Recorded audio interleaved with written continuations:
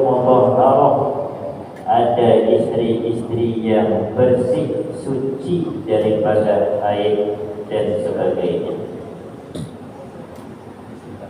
Siapa mereka? Orang yang bertakwa. Mana ciri-ciri mereka? Disebutkan pada ayat selanjutnya, alladzina yaqulun, orang-orang yang berkata, Rabbana innana amanna, wahai Tuhan kami, wahai Allah, innana kami, sesungguhnya kami amanna, beriman. Faghfir lana, maka ampuni dosa-dosa kami. Faghfir lana dzunubana wa qina adzabannar. Jauhkan kami, lindungi kami daripada azab neraka. As-sabirin, mereka adalah orang-orang yang sabar. Sabar bagaimana? Ala ta'at wa 'anil maksiyah. Sabar itu ada dua. Ada sabar untuk mengerjakan ketaatan kepada Allah, juga harus sabar. Yang kedua, sabar jangan sampai bermaksiat kepada Allah. Jadi sabar itu dua, bukan hanya sekedar sabar sepeda motor hilang, sabar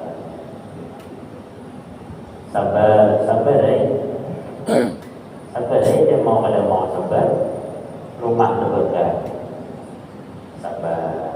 Itu sabar bisa juga jangan sampai bermaksiat. Artinya jangan sampai meronta-ronta.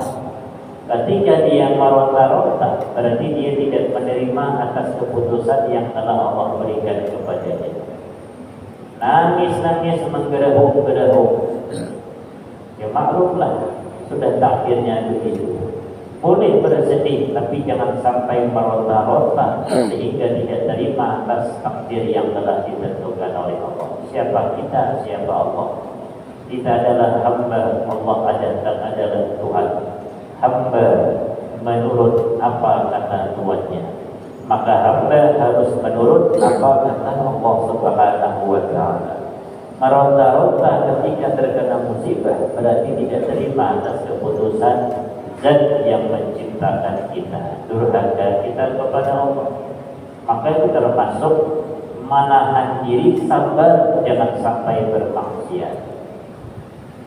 Sabar berbuat taat, sabar mengerjakan amal ibadah, sabar menjaga qabliyah ba'diyah, sabar menghadam jamaah, sabar tiap hari berjamaah 5 waktu, sabar tiap subuh turun ke masjid berjamaah, sabar menjadi tali silaturahim, sabar ketika diganggu orang tidak membalas, itu sabar. Jangan anak diajarkan membalas. Kadang-kadang anak ada bang yang bercerita, lagi kudu anak mengadu kepada abahnya, anak SD, maklumlah anak SD, kadang-kadang berkelahi, mengadu anak kepada abahnya. Ujar abahnya yang bercerita, yang bini, mamanya bercerita. Ujar abahnya, ujar yang bini, kau nakai bila andai kata di sekolahan tidak jadi ganggu, jangan mukul orang. Kalau kau mukul orang duluan sehingga dapat laporan ke aku, pukul kau di rumah. Ujar abahnya. Tapi manakala kau dipukul duluan, balas dengan sekuat balasan. Itu sama juga sebenarnya. Jangan dibalas dulu, belajar anak ini belajar sabar, jangan dibalas lah.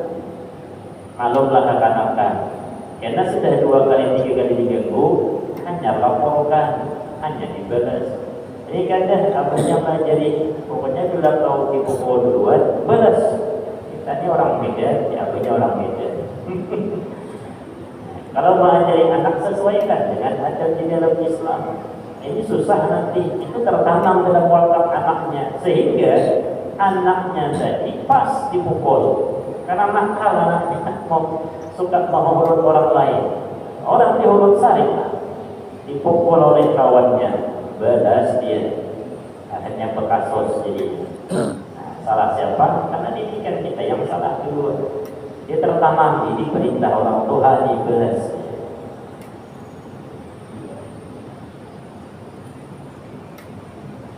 Orang dulu tidak seperti itu malah. Kau jangan nakal di sekolahan. Pokoknya kalau kau nakal berkasus, kau salah atau tidak salah, pokoknya pukul di rumah. Salah atau tidak salah, jangan malu-malu orang tua. Jangan sampai ada laporan-laporan dari guru. Engkau salah atau tidak salah, tetap memarahi di rumah. Kadang-kadang orang sekarang anaknya dibela, padahal anaknya salah, sehingga anak mendapat pembelaan dari orang tua. Ingat, ajaran orang Bahari itu lebih hebat dibanding orang sekarang. Orang Bahari ajarannya main pukul pakai rotan. Orang sekarang tidak bisa lagi main pukul. Padahal pukul pakai rotan itu kenapa? Karena memang dari Nabi Muhammad nyuruh pukul. Pukul anak kalian jika andai kata umur 10 tahun tidak mengerjakan sholat. Maka ketika ulama-ulama dulu, guru-guru, tuan-tuan guru memukul, itu ittiba di Rasulullah. Ikut diniatkan ketika pukul, ya Allah ini memang perintah Rasulullah. Maka mudah-mudahan berkah. Ini pukul anak tadi, tapi tidak pukulan yang menyakitkan. Ghairu mubarrik, bukan yang menyakitkan, yang bukan yang mematahkan tulang, bukan membuat bengkak tumpahkan darah, cuma pukulan didikan. Tapi pakai rotan, pedas itu, pedas pakai rotan. Tapi berberkah itu karena ittiba ya Rasulullah. Rata-rata jadi orang. Nah, orang sekarang sempat seperti itu, dapat laporan sampai ke polisi. Nah, bagaimana hasil 10, 20, 30 tahun akan datang? Wallahu a'lam. Yang ada kita saudara ini hasil orang dulu. Hasil orang dulu. Zaman kami mondok saja masih main pukul, masbuk. Pokoknya masbuk sekali, dua kali nggak dipukul, bukan ada sholat, masbuk aja. Ada boleh masbuk. Mulai azan, mulai berwudu saja. Sempat masbuk serokaat, 2 rakaat, 3 rakaat, tetap pukulan 5 kali. Tapi pukul di sini berkeluar, bukan di sini tidak boleh berbekas dia. Kalau di sini tidak berbekas dia, cuma pedas, teplak, pedas dia. 5 menit hilang. Cuma malunya ini yang berlewasan. Supan kita dipukul terus berubah. Alhamdulillah di pondok pernah dipukul cuma sekali selama di pondok. Bukan malu kita sekali pun. Karena hari hujan lebat, tidak ada toleransi rupanya. Beralasan hujan, katanya yang lain pun bisa datang. Kenapa sih tidak bisa datang? Sama-sama hujan kan? Salah juga rupanya kita. Letakkan tangan dipukul, padahal masuknya 1 rakaat cuma. Bagaimana kalau yang tidak sholat ini? Jadi yang sholatnya saja masbuk dipukul, didikan orang dulu. Sekarang hilang dan yang seperti itu. Maka hasilnya akan dilihat 10-20 tahun akan datang. Ketika anak-anak zaman sekarang sudah menjadi pemimpin pada masanya. Entah bagaimana mereka memimpin, entah bagaimana akhlaknya. Yang jelas dulu kita diajari kalau main pukul, sebelum memukul itu jangan emosi. Niatkan, ya Allah, ittiba' ya Rasulullah, ikut Nabi Muhammad. Mudah-mudahan ada berkah. Bukan sekadar pukul emosi. Umur 7 tahun perintah sholat, umur 10 pukul kalau tidak sholat. Itu perintah Nabi. Jadi sabar itu ada 2. As-sabiri, tanda orang bertakwa dia sabar. Yang pertama sabar melakukan amal taat. Sabar meninggalkan kemaksiatan. Termasuk sabar melakukan amal taat, sabar mendidik anak. Yang tadi kan didikan ya. Kita ini kadang-kadang pemerintah itu yang tidak sabar. Sekali perintah, 2 kali, esok bosan sudah. Padahal sampai 10 tahun diperintah. Mulai 7, 3 tahun berarti. Mulai 7 tahun perintah untuk melakukan sholat. 3 tahun kita suruh merintah. itu harus sabar dan bayar. Belum bayar dulu baru main. Itu cuma kalimatnya. Kadang-kadang bosan kita. Enggaklah, berhentilah sudah nyuruh-nyuruh. Akhirnya tidak terbiasalah anak tadi melakukan sholat sampai dewasa. Sholat berat untuk dilakukan olehnya. Salah siapa? Salah kita sendiri. Itu sabar. Wajib sabar di situ. Sabar. Baru satu anak itu, belum dapat anak 5, 6, 7 anak di rumah. Itu tidak ada habis-habisnya. Dewasa yang ini mulai dewasa. Ini lagi yang diperintah untuk sholat. Tapi apabila ini berhasil, maka membuahkan hasilnya. Sebagaimana kita berkebunlah modelnya. Buka ladang dari awal, terang, tidak ada pepohonan. Dilihat apa cocoknya tanah ini. Ternyata tanahnya tanah liat, keras, bagus tanam sawit kayaknya, hantam sawit. Apakah langsung panen? Tidak panen. Berat, dibersihkan, pagi manja sawitnya, harus bersih, ditebas rumputnya. Setengah bulan datangi lagi, tebas lagi, semprot lagi, sampai setahun, 2 tahun, 3 tahun, baru menghasilkan buah. Setelah menghasilkan buah, maka santai kita bekerja. Kenapa? Karena kita tadi bekerja hasilnya itu upahnya supaya orang untuk bekerja. Maka titik-titik itu di rumah kita yang mana sama seperti itu. Mulai anak kecil, mulai dewasa yang 1-3 tahun perintah sholat, 10 tahun pukul kalau tidak sholat. Adiknya dan kita mau besar dewasa, ini lagi yang diperintah sholat. 5 anaknya, 5 bebannya. Tapi ketika mereka dewasa sudah bisa sholat tanpa disuruh mereka sholat, setiap sholatnya mengalir pahala kepada siapa? Ditransfer kepada kita tanpa mengurangi pahala dia sholat. Meninggal kita di dalam kubur, 5 anak rajin sembahyang, rajin sholat, gara-gara didikan kita di rumah. Setiap 5 waktu dia sholat, ditransfer setiap 5 waktu, otomatis masuk ke dalam kubur pahalanya. Itu panen namanya. Lebih hebat dibanding panen kebun. Kalau panen kebun kan nyuruh orang tebaskan, sekaligus kaitkan kelapanya, sekaligus jualkan, hasil bagi 2. Ini tidak ada bagi 2. Setiap dia melakukan sholat, langsung dapat transfer dari sholatnya masuk dalam kubur, dapat pahala. Itu hasil itu. Cuman harus sabar tadi lah. Sabar. Tidak diberikan anak, berutuh. Tuh nyari anak, berobat sana, berobat sini. Diberikan anak oleh Allah, anak tidak dijaga, tidak dididik. Maunya apa kata Allah? Maunya apa? As-sabirin was-sadiqin. Tanda orang bertakwa as-sadiqin, dia membenarkan tentang di dalam imannya. Wal-qanitin, taat beramal ibadah kepada Allah. Wal-munfiqin ay al-mutasaddiqin, orang itu senang bersedekah, menginfakkan hartanya. Wal-mustaghfirin bil ashar, termasuk orang-orang yang senang meminta ampun kepada Allah di waktu 1/3 malam akhir, waktu sahur. Waktu sahur itu waktu orang lemah. Jam 12 masih banyak yang berkeliaran ya di pasar. Jam 12 masih banyak berkeliaran. Jam 1 banyak masih. Kapan orang itu sepi? Jam 3, jam 4 subuh. Itulah orang lalai.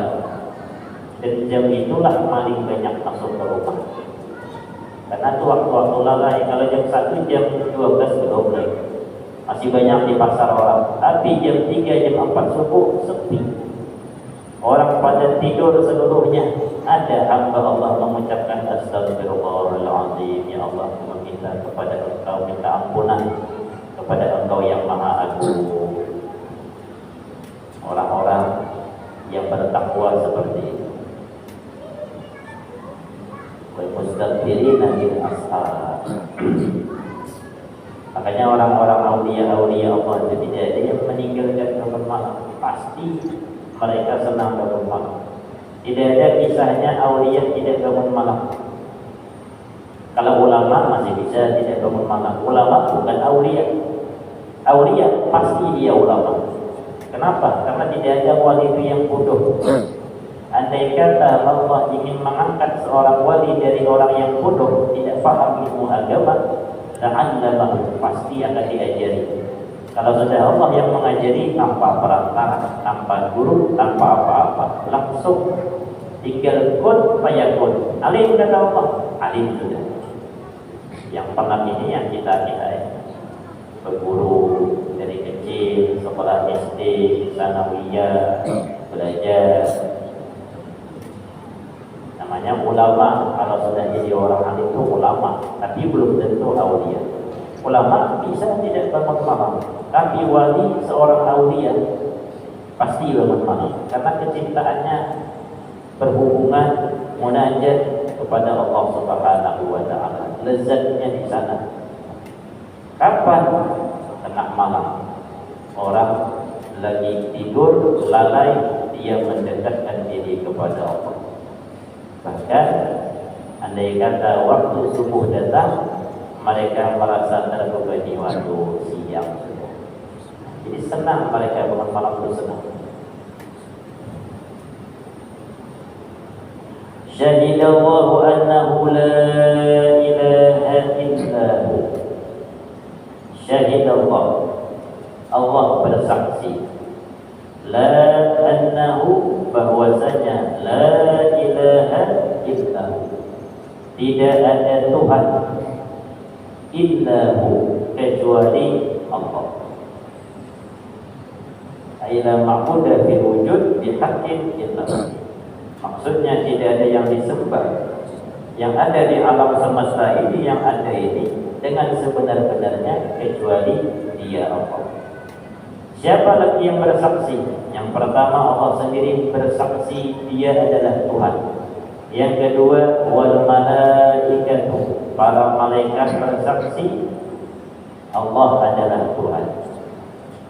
Wa ulul ilmi, dan yang ketiga orang-orang paham ilmu agama, minal anbiya wal mu'minin bil i'tiqad wal lafzi. Orang-orang mukmin, para anbiya, para nabi-nabi Allah, para aulia, mereka bersaksi Allah adalah Tuhan. Qa'iman bil qisth, yang mengatur bil qisth, dengan adil. Allah itu mengatur segala apa yang ada bil qisth, dengan adil. Allah mengakui, malaikat bersaksi, mengakui, para ahli ilmu pun mengakui. Kalau kita belum meneliti, coba teliti itu adil semua, asal mau berpikir aja. Makanya ada hadis Rasulullah Sallallahu Alaihi Wasallam, wa kullun muyassarun lima khuliqa lahu. Tiap-tiap orang itu dimudahkan untuk apa yang diciptakan. Bukan tiap-tiap orang ya, tiap-tiap benda makhluk dimudahkan untuk apa yang diciptakan. Orang suci itu keadilan Allah, memang ditakdirkan jadi orang suci di masa ada. Maka Allah buatkan jalan untuk jadi orang suci. Karena takdirnya jadi orang suci, maka dimudahkan untuk apa yang diciptakan. Karena diciptakan jadi orang suci, maka dimudahkan oleh Allah jadi orang suci. Itu keadilan Allah. Masa ada orang suci tapi dibuat susah untuk jadi suci? Pasti ada jalannya di situ. Pasti ada jalannya. Tukang membuat rumah, diletakkannya pancuran, dimasukkannya ke dalam parit. Kenapa? Memang sudah ditakdirkan, sudah ditentukannya seperti nanti, seperti ini model rumahnya. Di pancuran di sini turun ke bawah supaya tidak tergenang masuk dalam parit. Maka karena sudah ada rencana seperti itu, dibuatkan jalannya untuk sampai ke dalam parit air ke situ. Sama juga Allah seperti itu. Ini takdirnya jadi orang sugih, ini takdirnya jadi orang miskin. Yang miskin bagaimana pun berusaha, tidak ada mau sugih. Nah, kenapa? Memang takdirnya jadi orang miskin. Terima aja lah. Dia mau tidak mau. Yang ditakdirkan oleh Allah jadi dokter di dunia pasti jadi dokter. Dimudahkan oleh Allah jalannya. Yang pertama, orang tuanya diulas sugih dulu. Kenapa? Mahal. Spesialis bukan gampang. Ada orang tuanya mengadu, aku ini banyak duit, katanya. Banyak duit. Pak ini banyak duit, kebun banyak, bagus-bagus pulang kebunnya. Kering, bagus, kualitas punya. Ceritalah Pak Haji tadi, pokoknya aku katanya sebelum waktu anak-anak kuliah, hasil walid ini waktu suksesnya 100 juta per bulan. Satu tempatnya 100 juta per bulan. Punya 3 tempat, nah bayangkan lah. Cukup banyak Pak Haji berduit. Sekalinya anaknya ditakdirkan jadi dokter. Banyak-banyak katanya, habis duitku. Nah, kenapa habis? Nyekolahkan anak ke dokter, jadi dokter, habis 3M, 2 anak, dokter dua-duanya. Spesialis kah? Mana spesialis? Masih umum. Ini anak sekolah pulang anaknya spesialis. Lumayan mahal, sekolah dokter mahal. Anak tadi ditakdirkan oleh Allah jadi dokter. Apa jalannya? Dimudahkan oleh Allah. Abahnya diulas sugih dulu. Jalurnya kan dibuat sudah, selangnya jalurnya dibuat. Sampailah dimudahkan untuk nyekolahkan anak. Coba anaknya tidak punya orang tua sugih, memang ingin jadi dokter bisa cita-cita, tapi Allah yang punya rencana. Silahkan berencana, Allah yang punya takdir, ketentuan daripada Allah. Maka Imam Ibnu Athaillah As-Sakandari pernah berkata, dari tadbir, tinggalkan mengatur-atur. Fama qama bihi ghairuka anka la taqum bihi li nafsik. Apa-apa yang sudah diatur oleh selain engkau, siapa yang dimaksud Allah? La taqum bihi li nafsik, jangan ikut campur. Nyaman. Artinya jangan terlampau ikut campur. Apa yang ditakdirkan oleh Allah terima, itu paling gampang sudah. Jalannya sudah ada. Silakan bercita-cita, memang harus ada cita-cita. Ingin jadi pilot, ingin jadi dokter, ingin jadi ini. Tapi banyak yang tidak berhasil. Ternyata berubah jadi orang lain. Ada yang ingin jadi dokter, bekerja di rumah sakit, ke dokter ya. Apa namanya tuh, meriksa darah itu apa?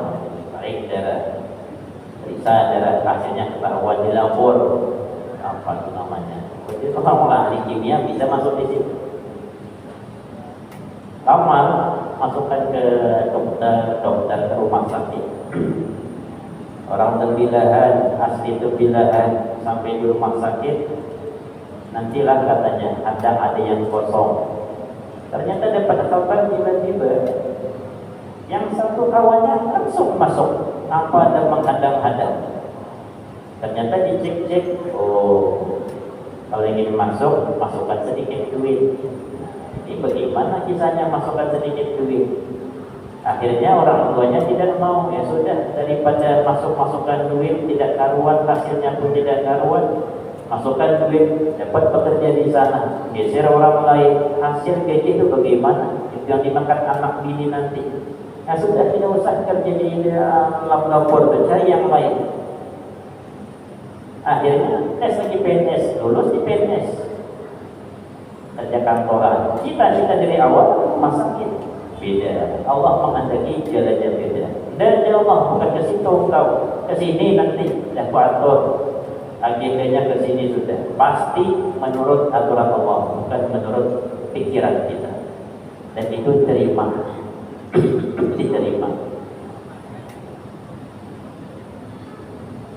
Itu keadilan Allah. Pokoknya qa'iman bil qist. Allah itu mengatur dengan adil. Tidak ada yang tidak adil. Menganggap apa yang Allah atur kepadanya itu tidak adil, murtad dari agama Islam, keluar dia. Allah tidak adil. Tidak ada yang seperti itu. Khilaf ada. Namanya khilaf. Maklumlah kita ini kan ada syaitannya. Ada syaitannya. Jadi maklum saja. Ada orang baru selesai S2, dapat hampir gelar doktor, kemudian sakit parah, ini meninggal dunia, menganggap Allah tidak adil. Jangan. Itu seluruhnya adil. Pokoknya apa-apa yang dimudahkan oleh Allah pasti terjadi. Untuk apa yang diciptakan pasti terjadi. Harimau diciptakan untuk memakan daging, maka diberikan taring oleh Allah supaya mudah memayang daging. Buaya diciptakan untuk memakan daging, sama diciptakan oleh Allah dengan taring yang banyak supaya mudah. Tidak mau Allah ini hewan makan daging, ternyata tidak ada gigi taring, yang ada seri sama geraha. Bagaimana susah dia, tidak adil nanti Allah. Maka keadilan Allah buat dia bertaring. Rusa diciptakan oleh Allah bukan memakan daging, tapi memakan rumput, maka cukup dengan gigi seri dan geraham saja. Tidak ada dia mempunyai gigi taring. Kambing, lembu dan sebagainya. Itu keadilan Allah. Kulun muyassarun lima khuliqa lahu. Tiap-tiap makhluk itu dimudahkan untuk apa diciptakan.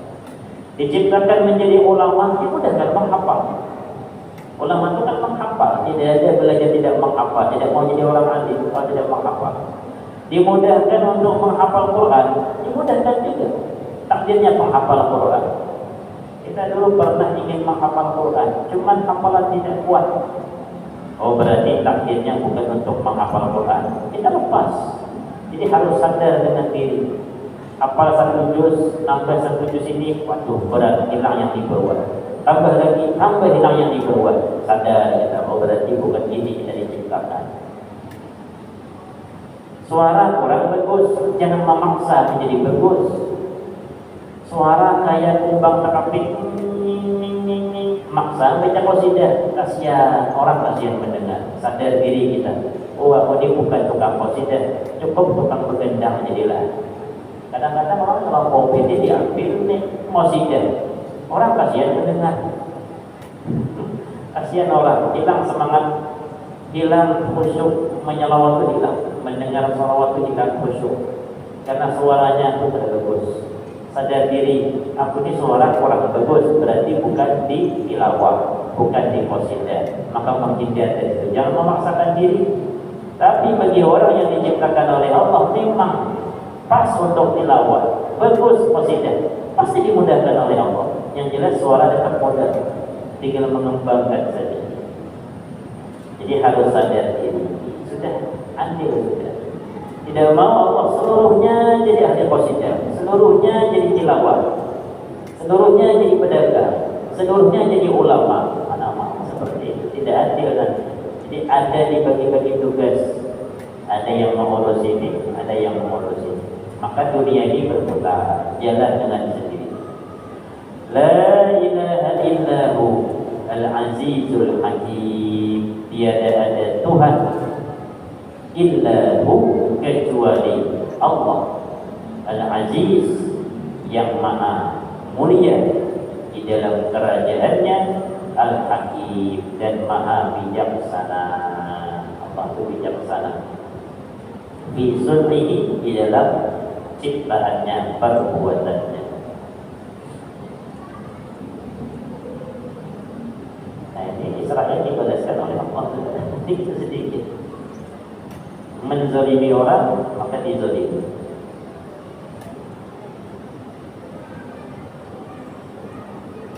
Kalau sudah Allah turun tangan, selesai.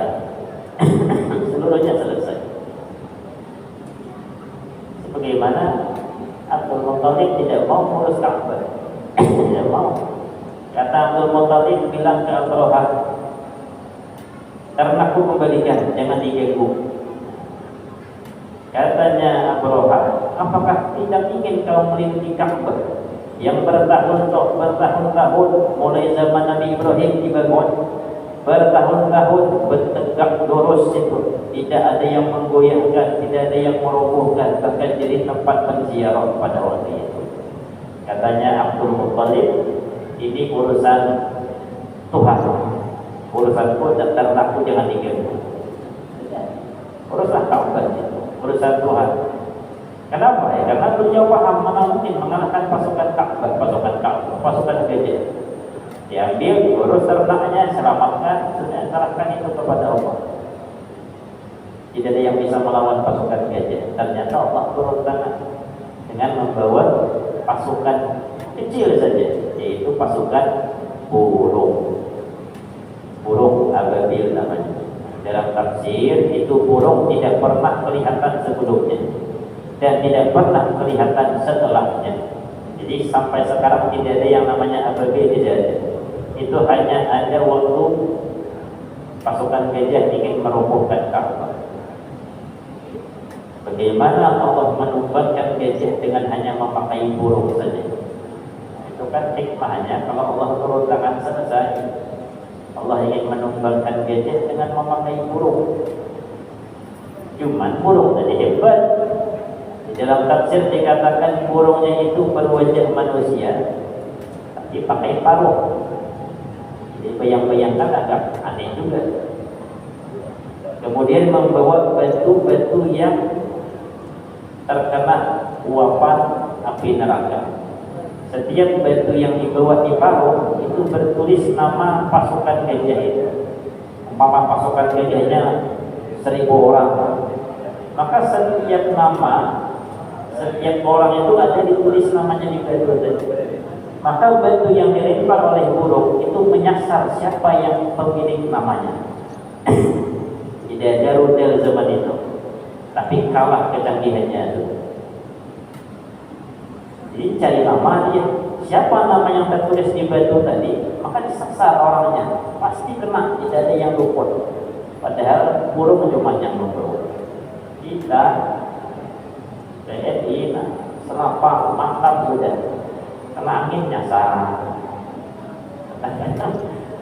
Karena kadang-kadang pistolnya kurang canggih, nembak nyasar ke warga sipil. Ada yang seperti itu kan, nembak, nyari nembak maling, ternyata yang kena warga sipil. Kisahnya ini hebatnya buatan Allah. Burung cuma melempar, tapi nyasar siapa yang pemilik nama, tidak akan luput. Kalah dengan rudal zaman sekarang. Rudal ini kan bisa nyasar juga dia, tapi waktu itu tidak ada nyasar. Setiap kena gajah atau kena orangnya, maka orangnya tembus kena batu, dan batu itu masuk dalam tanah, tidak akan dapat dicari, hilang di dalam tanah. Faja'alahu ka'asfin ma'kul, kami jadikan mereka itu seperti daun yang dimakan ulat, berlubang-lubang daun. Artinya gajahnya berlubang-lubang, kena batu tadi lah. Orangnya berlubang-lubang. Kenapa? Batu yang masuk ke dalam tembus, kemudian masuk dalam tanah, dicari tidak akan dapat. Entah kemana batu itu, saking panasnya. Itu Allah turun tangan. Kata Abdul Muttalib, itu kuserahkan kepada Allah. Yang penting unta-unta ternak jangan diganggu. Inna dina indallahil Islam, sesungguhnya agama al-mardiyah yang diridai indallah, di sisi Allah, al-Islam, hanya Islam.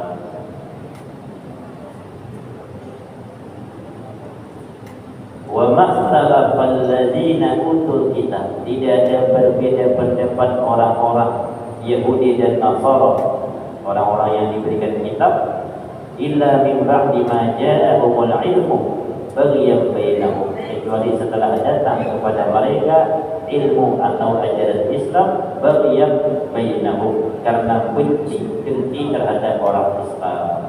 Faman yakfur bi ayatillah, barang siapa yang kufur dengan ayat-ayat Allah, tidak menerima dengan kehadiran Islam, fa innallaha sari'ul hisab, hisab Allah itu cepat. Jadi sebelumnya Islam datang, orang-orang Yahudi, orang-orang Nasara menerima ada nanti Nabi akhir zaman. Tapi ternyata ketika Nabi Muhammad sudah diutus oleh Allah, mereka menyangkal tidak mau memeluk agama Islam, dan mereka akan dihisab dan dimasukkan ke dalam neraka oleh Allah Subhanahu wa taala. Mudah-mudahan kajian kita bermanfaat, mudah-mudahan diridhai oleh Allah, dan mudah-mudahan dimudahkan untuk beramal ibadah, diberikan kesabaran, meninggalkan maksiat kepada Allah Subhanahu wa taala. Al-Fatihah. A'udzu billahi minasy syaithanir rajim. Bismillahirrahmanirrahim. Alhamdulillahi rabbil alamin arrahmanir rahim maliki yaumiddin. Iyyaka na'budu wa iyyaka nasta'in ihdinas siratal mustaqim siratal ladzina an'amta 'alaihim ghairil maghdubi 'alaihim waladdallin. Amin. Amin amin ya Allah. Bismillahirrahmanirrahim. Alhamdulillahi rabbil alamin. Wassalatu wassalamu ala asyrafil anbiya wal mursalin wa ala alihi wa sahbihi ajma'in. Allahumma inna nas'aluka salamatan fid din wa 'afiyatan fil jasad wa ziyadatan fil 'ilmi wa barakatan fil rizqi wa tawbatan qabla al-maut wa rahmatan 'inda al-maut wa maghfiratan ba'da al-maut. Allahumma hawwin 'alaina fi sakaratil maut wa najatan minan nar wa 'afwa 'inda al-hisab. Sallallahu ala sayyidina Muhammad wa ala alihi wa sahbihi wa sallam. Walhamdulillahi rabbil alamin. Taqabbalallahu minkum.